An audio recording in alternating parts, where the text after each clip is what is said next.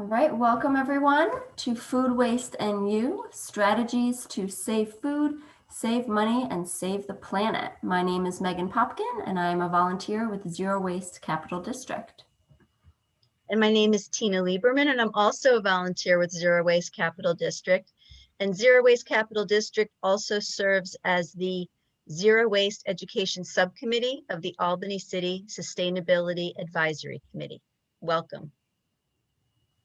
So we're going to start with a brief video called The Life and Times of a Strawberry.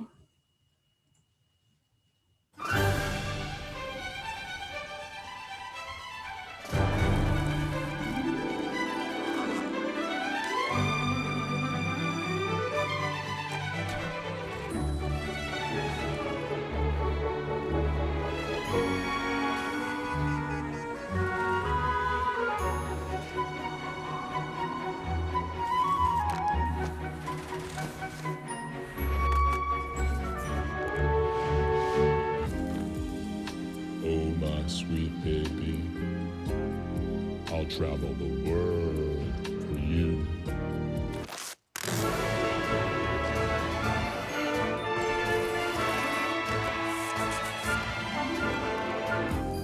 I love you.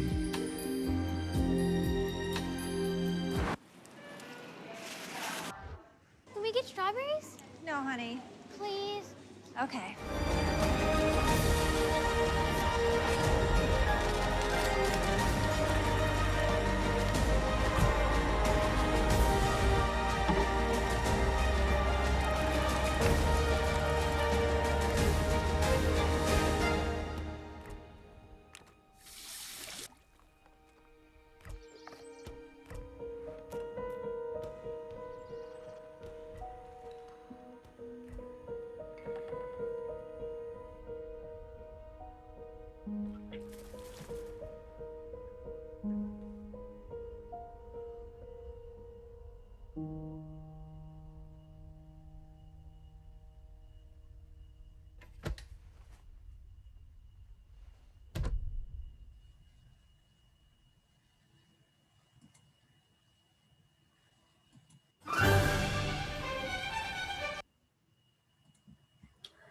All right, well, that's pretty incredible. It showed, the full life cycle of a strawberry. And as the video showed, up to 40% of all food that is grown, processed, and transported in the United States is wasted. And we're going to talk about the impact of that waste and then what we can all do about it. So where is food waste generated? You may be surprised to learn that 43% of food waste actually occurs in households. So just like how those strawberries didn't end up getting eaten and ended up getting thrown in the trash, 43% of food waste occurs just like that in households. And you can see on this chart some of the other areas where a lot of food waste occurs, but we're going to be focusing on households and how we can make a difference to impact this 43%. And what is that, 40%, what does that equate to in your own life? Well, in 1 year, a family of 4 wastes $1,500 of food. So that's a lot of money. It's not just the actual food, it hits our wallets as well. So saving food can help us all save money as well. I'm sure we can all think of something we would like to do with an extra $1,500 a year. Food waste actually wastes more than just money. You start to think about all the things that go into the production of food, into getting food to the grocery store, and then into your homes. So what we're looking at is throwing food into a landfill wastes energy and fossil fuels and all the energy it takes to plant the food, harvest the food, package the food, transport the food, water, money, labor, and you think of all the nutrients that are in the food. And if it ends up in a landfill, then all those nutrients are forever lost to us in terms of growing food again. So there's a finite amount of nutrients, minerals, in the soil. And when they get buried into a toxic landfill, they won't ever be used again. So there's a waste of many, many things. Not only that, but when food is put into a landfill and then covered over, it doesn't get any oxygen when it decomposes, and that creates a potent greenhouse gas called methane. And methane is many times more potent than carbon dioxide as a warming gas for our planet. So you really think about the impact of food waste goes so far beyond just the food itself. It's also impacting our climate, and it's impacting sustainability on our planet.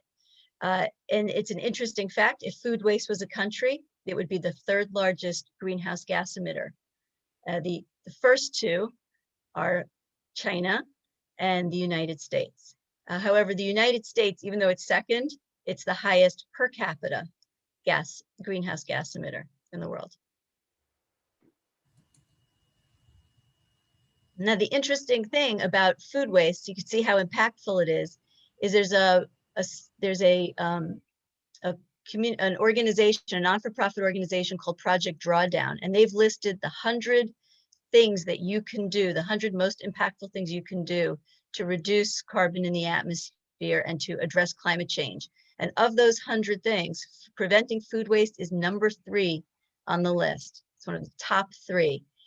The only ones that are higher than that, number 1 is reducing hydrofluorocarbon refrigerants, and number 2 is building more wind turbines.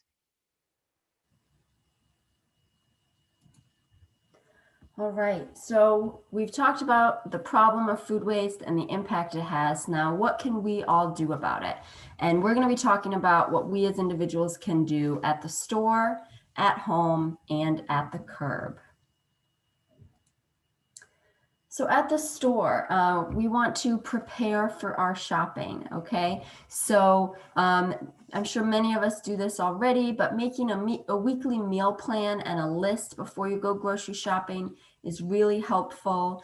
Involving your family, maybe, planning for some lazy nights, planning for some leftover nights. You don't need to cook an extravagant meal 7 days a week, but just really trying to be realistic in your planning for food for the week.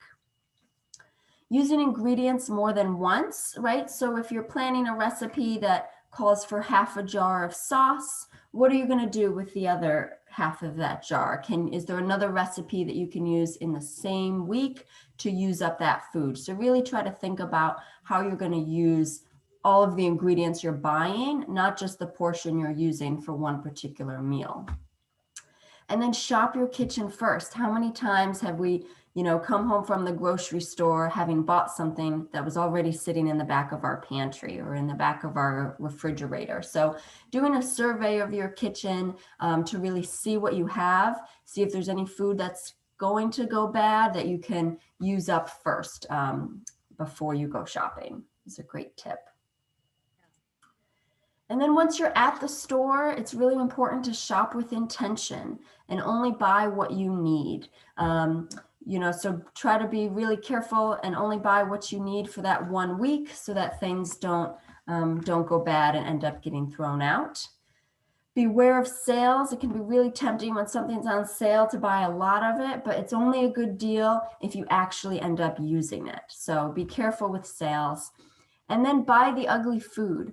So a carrot that's a little funny looking tastes just as great as a perfectly shaped carrot.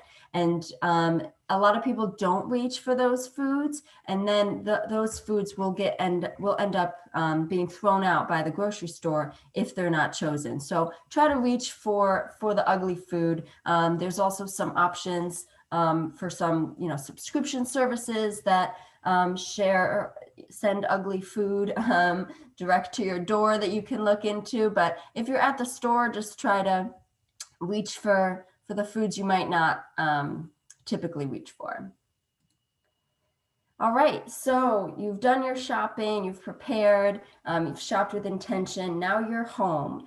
And we really want to store our food very carefully and intentionally. So with each item of food, you want to really think about and maybe do a little research. Is this best on the in the refrigerator, on the in the freezer, or on the counter? And it might vary, right? So an avocado you put on your counter, but then once it gets ripe, you want to put it in the refrigerator to keep it lasting longer. So do a little research, especially if you have a food that you find is often going bad. There might be a way to store it differently. Having an eat me first bin or a list. So this is a great tip. In your refrigerator, you can have a shelf or a bin designated for food that needs to get eaten up first. So I do this, every week when I come home from the store. Before I put my food away, anything that is still in the fridge from the past week's grocery trip gets moved to one particular area. So I know I've got to eat this food first. You can also keep a list on the front of your refrigerator, which is a great idea. It helps remind you to reach for those items when you open your refrigerator. You can also keep a list of what's in your freezer on your freezer. Yep, absolutely.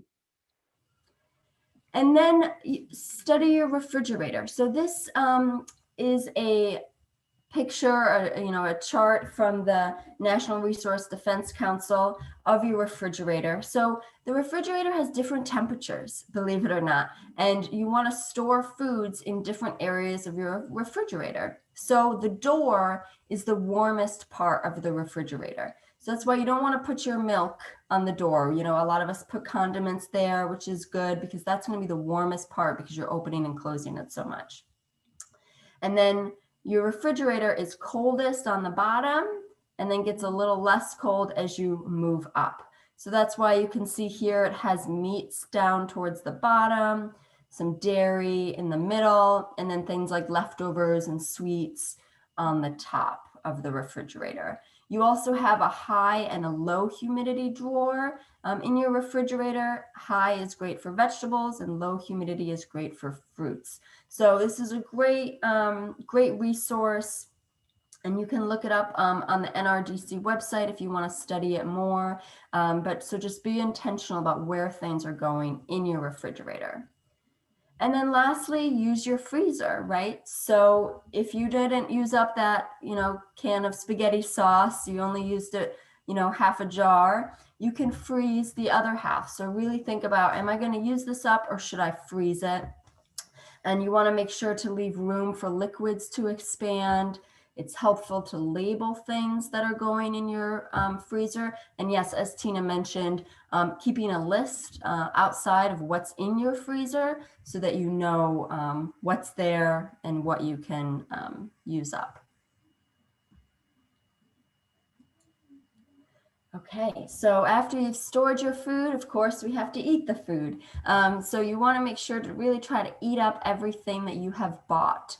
You can revive old foods, right? So if you have some bread that's getting a little hard, make croutons. It's super simple to make croutons, and they're, you can use them for salads, chilies, anything like that. If lettuce is going a little limp, you can put it in water. And so there's a lot of ways to kind of revive foods that are starting to get to the point where they're just not going to, taste as good. You can use them in different ways. Hero recipes, right? So throw everything into a pot with a sauce or make a stir fry, grab a bunch of vegetables from your refrigerator, throw them in a pan and, make a egg stir fry. There's a lot of great ways you can do to just kind of use up the food that you have. Eat root to stem, right? So eat the entire broccoli. Don't use a peeler, right? There's a lot of great nutrients in the skin of foods. And so if you eat the whole food, root to stem, that's a great way to reduce food waste as well. And then consider portion sizes, be realistic about the portions that you're making. If you have multiple people in your household, let everyone serve themselves because pre-plating food can lead to some food waste if you, create portion sizes that are a little too big for what a person might want. So being mindful of that as well. And then finally, expiration dates. So you might be surprised to learn that most expiration dates are actually not federally regulated, with the exception of baby food and infant formula. So expiration dates are really suggestions of when, the manufacturer thinks this will, stop tasting as good or something. But you really want to use your senses and make a determination on your own, right? Look at it, smell it, to determine whether or not you can still eat it. A lot of food can be safely eaten past its expiration date. And there's a great resource here, eatbydate.com, where you can go in and look up all sorts of different types of foods, and it will explain, how long that particular food will last. So really being conscious and a little skeptical of expiration dates can help you reduce food waste as well.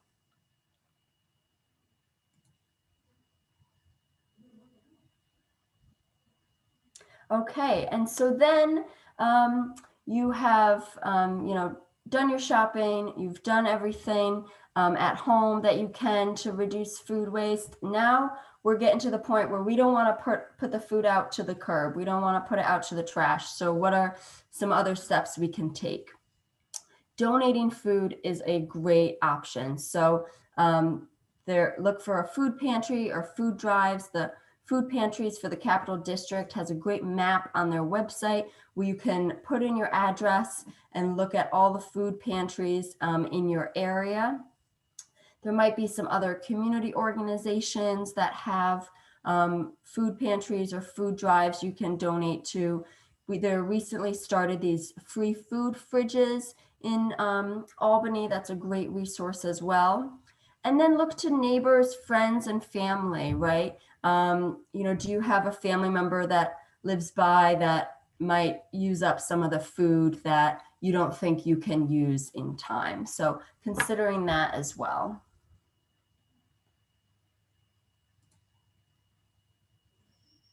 And after you've done everything else, so you would then, once you've tried to stop wasting food in your home, you've rescued food that's edible by donating it, then the last thing to do, so it doesn't go into your trash cans, is to compost it. So composting, you don't put, you wouldn't usually put meat, fish, and whatnot in those bones in a compost, but there are many, many options for composting everything else in the city of Albany and in the Capital District. So we wanted to point them out to you. So some people start with backyard composting or indoor composting. And there are many, we at Zero Waste Capital District would love to teach you how to do that. If you have any questions, we can guide you. We can provide mentors for you if you contact us. And there are many ways of doing the backyard composting, and indoor composting can be worm composting. It can be bokashi composting. The next alternative for composting that some people prefer is to drop off your composting for free. We now have a number of community compost drop-off sites in the Capital District. There are 3 now in Albany, and we will hopefully have a 4th. You can see the 3 listed here: the Raddick Center, Tivoli Preserve, and Albany Victory Gardens. These are all listed on the Zero Waste Capital District website, and we will update new opportunities there as well, new drop-off sites. There's community composting in Troy, and there is community composting in Amsterdam. And that would be, you need to have an orientation to do that one, but the other ones are just show up and drop off your compost. And we also have some opportunities coming up. So this is a constantly moving, expanding field of opportunity here, because so many people are concerned about throwing food scraps into the landfill. So we have Schenectady Urban Farms is looking at creating a community compost drop-off sites, and we are looking at having the Colony Farmers Market at the Crossings Park for this season, with drop-off every Saturday from 9 to 1. And if anyone wants to volunteer for that, we would love to have you join us. Then the third option for composting in the Capital District is to pay for a pickup service, which is very convenient. Some pick up every week, some pick up every other week, and they provide the bins for you. The Radix Center, Food Scraps 360, and Dactera are the three choices in the Capital District.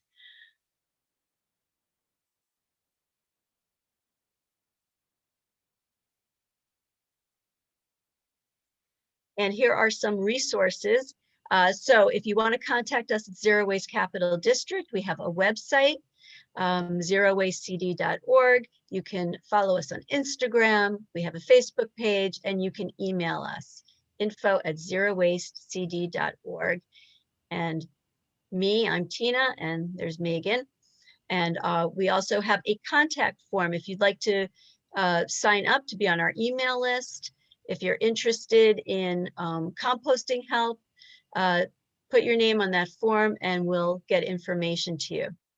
And there's also information for the City of Albany Sustainability Advisory Committee.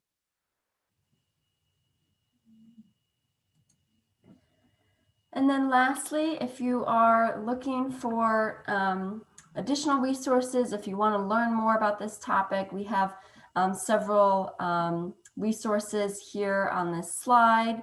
SaveTheFood.com we talked about is a great resource. You can put in there, you know, a meal that you're planning, how many people, and it'll help you determine how much food to buy. So there's a lot of great resources here to take a look at as well. Right, and we're happy to share this slideshow with your group or organization. Just let us know. All right. Well, thank you very much for your time today.